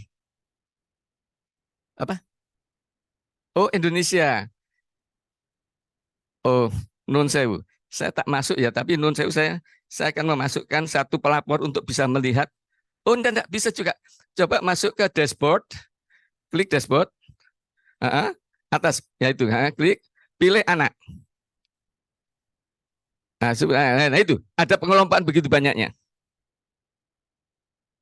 Nah, jadi sebetulnya para user penikmat data yang kita sebut di sini stakeholder itu adalah Anda milih aja. Kalau Anda protes pada 0 hari sampai 1 tahun itu kan sudah 28 harinya kan sudah kaji, sudah angka tersendiri. Ya sudah, ambilan 29 hari sampai 365 ada di situ tadi itu. Ada ya? IUFD pun dibagi dua. IUFD yang katanya WHO itu stillbirth, definisinya ada 28 minggu ke atas. Padahal IUFD kalau di kita itu adalah 20 minggu ke atas. Tapi yang di bawah 28 minggu kan kita diaudit, tidak audit. Makanya di situ juga dikumpulkan sendiri. IUFD ada yang 28 minggu sampai setelah terserah berapa, ada yang IUFD below 28. Jadi saya itu sudah menyiapkan kalau ada perdebatan tentang itu, udahlah di MPDN ada kok. You mau minta apa saja. Nah, tinggal masukan-masukan yang panjenengan semua dari seluruh Indonesia ini butuh apa, nanti disampaikan ke kami, kita diskusikan dengan Kemenkes untuk memasukkan apa-apa yang jenengan inginkan. Karena keinginan satu tempat di suatu daerah biasanya itu juga keinginan dari semua tempat, cuma tidak terungkapkan. Tidak berani terungkapkan. Jadi sini ya, sudah paham ya. Jadi sekali lagi kalau dalam menyampaikan paparan itu juga saya pengen betul bahwa di MPDN disediakan Anda mau mengelompokkan yang mana. Yang namanya under 5 itu 1 tahun ke bawahnya sudah ditaruhkan di infant, post infant sampai 5 tahun. Itu ada. Ya, jadi untuk sementara itu dulu. Nun saya kembalikan waktu saya ke panitia. Terima kasih. Terima kasih, Dr. Danu.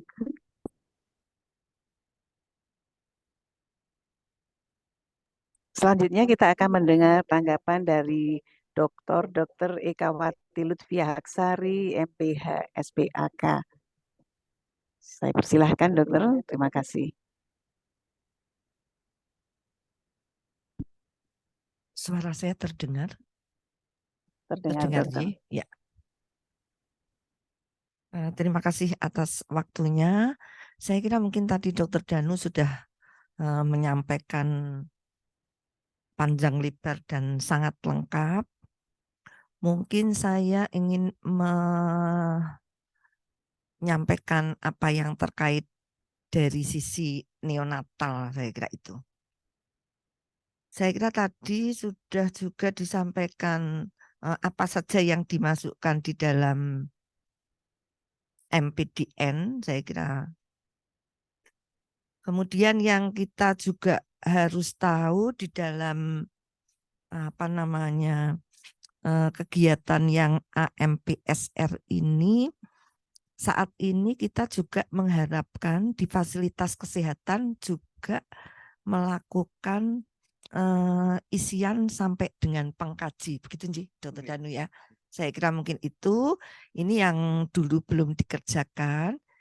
Jadi kita lihat di pedomannya sebenarnya ada itu. Jadi kita mengisi apa yang ada di pengkaji tersebut. Jadi fasilitas kesehatan juga melakukan atau bukan juga ya, pada waktu awal seandainya ada kematian, maka kita melakukan pengkajian dengan mengisi apa yang tertera di situ, dan ini sudah ada juga di MPDN, sehingga saya kira ini akan sangat menolong. Tadi juga disebutkan bahwa di dalam kita nanti mengisi tentang sertifikat kematian, di situ juga sudah ada panduannya. Saya kira mungkin ini seandainya itu belum dilakukan, saya kira mungkin dimulai untuk dilakukan. Saya kira ini beberapa rumah sakit yang kami ketahui itu sudah mulai melakukan, dan ini diharapkan nanti akan semua fasilitas kesehatan melakukan hal tersebut, kemudian nanti berkomunikasi dengan Dinkes untuk melakukan AMPSR, terutama kita sampaikan mungkin ada sesuatu yang sebaiknya dibicarakan. kita semua tahu bahwa kalau kematian neonatal itu jumlahnya sangat banyak. Dalam teorinya disebutkan mungkin 10 kali, 8 sampai 10 kali. Ya dari kematian maternal. Jadi tentunya akan kita pilih dulu yang preventable itu yang mana. Jadi dari beberapa AMPSR yang kita datangi itu beberapa masih membicarakan kasus yang mungkin seperti kelainan bawaan multiple itu mungkin sebaiknya di belakang saja, saya kira itu, atau BBLER yang sangat kecil. Jadi kita bicarakan yang preventable, yang sering didapatkan, sehingga akan banyak manfaatnya. Nanti kalau kita membicarakan tentang rekomendasi, kemudian responnya, dan seterusnya. Saya kira mungkin itu tadi sudah disampaikan.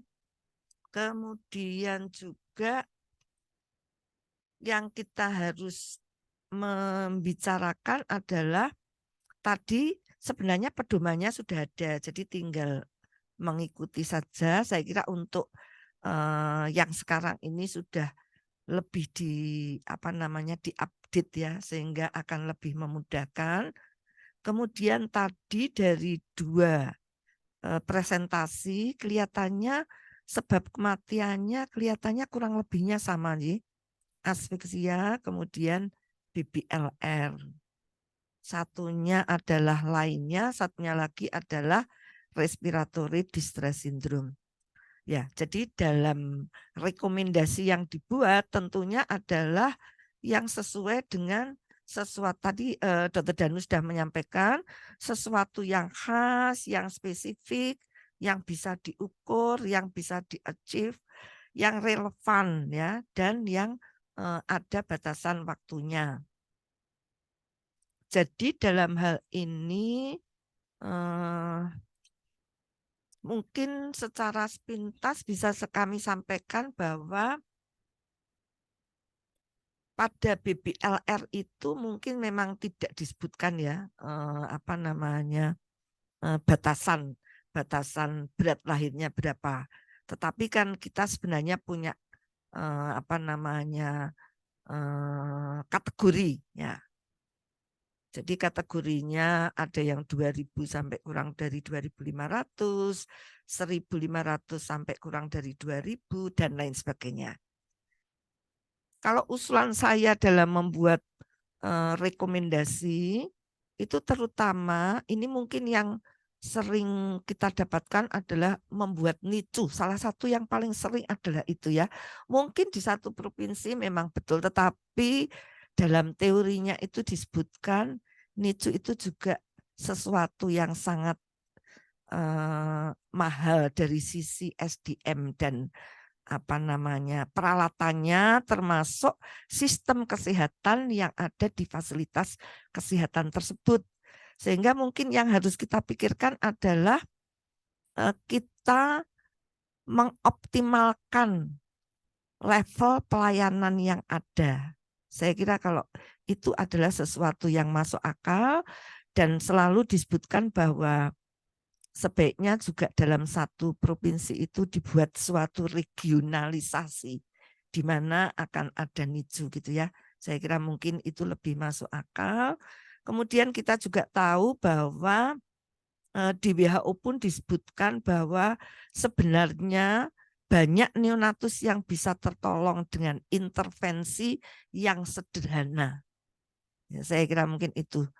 Saya kira selalu diulang-ulang seperti itu, tetapi kenyataan di lapangan itu memang masih banyak yang belum menerapkan. Saya menyampaikan seperti itu karena beberapa waktu yang lalu kami datang ke puskesmas, ke kabupaten, ternyata hal tersebut belum dilakukan.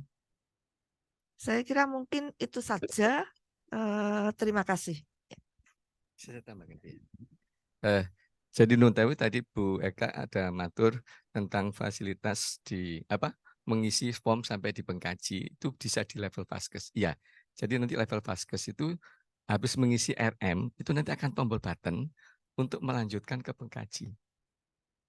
Nah, itu nanti bisa juga pada waktu kita melakukan pengkajian secara manual atau itu di-download. Bisa. Jadi kalau kita mau pertemuan offline, datanya dari MPDN juga bisa dibaca. Nah, gitu. Jadi sebelum melakukan pengkajian offline, sebaiknya apa yang mau kita kaji itu sudah ada di MPDN terdaftar. Ya kan? Kemudian pelaporannya coba kita lihat, kita baca dari apa yang ada di MPDN. Jadi masuk sebagai verifikator. Contohnya Nun Sewu ya, Nun Sewu untuk Maluku Tenggara itu belum dimasukkan ke MPDN. Coba saya lihat di aplikasi ini. Jadi saya masuk sebagai verifikator Maluku Tenggara, maka di sini lokal karya MPSR-nya masih kosong. Jadi kita masuk ke menu, bisa saya share screen ya, Nun Sewu ya. Bisa dimatikan ya. Ayo kita belajar sebentar ya. Nun Sewu ini kan diantara kita ya. Jadi tidak blaming, tidak apa ya. Kita belajar ya. Saya juga belajar dan saya dapat masukan. Setiap kali saya datang begini, saya mesti dapat masukan untuk nanti disodorkan di Bu Ningrum. Bu Ningrum mikir atau gak enak. Gitu. Direvisi lagi. Ya Mas. Oh itu notifikasi. Sebentar. Ya jadi gini. Nah ini. Jadi pengetahuan ini sebentar saya tak share screen. Saya juga agak kadap. Jangan dikira saya pintar hal ini. Tidak. Sebentar. Nah ini. Suaranya terdengar ini? Ya, sebentar sih. Ini share screen. Nah ini. Bentar ya. Saya tak share screen yang mana ini? Ini. Share. Ini. Don saya bisa preso ya. Bisa tampil ya. Kok belum?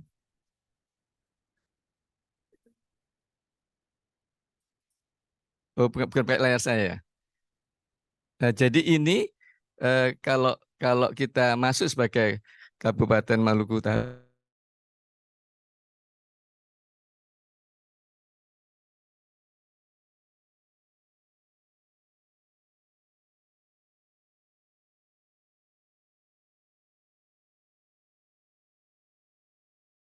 hanya siapa nama kakeknya siapa, itu lengkap. Tapi kalau I tell you, saya beritahu ya kamu ya, itu yang mati namanya Nyonya X, rumahnya di sini, hanya singkat. Apa yang secepat mungkin bisa kita ketahui, itu kita notify, nanti data berikutnya bisa disusulkan di notify itu sendiri, di notify, atau nanti pada waktu pelaporan dilengkapi datanya. Yes. Jadi sekali lagi kita masuk di jendela 4 ini, ada? Sudah? Berarti ternyata MPDN sekarang itu sudah ada 5 aplikasi paling enggak. Aplikasi notifikasi. Loh, masa sih? Loh ini kan sudah searching. Ya, kadang pikir kata percaya. Sisi ini. Bilang lagi ya. Loh ini. Enggak kok. Ini harusnya dibuang ini. Bentar. Dek nun saya dulu ya. Nah ini. Ini hilang ya. Bentar ya.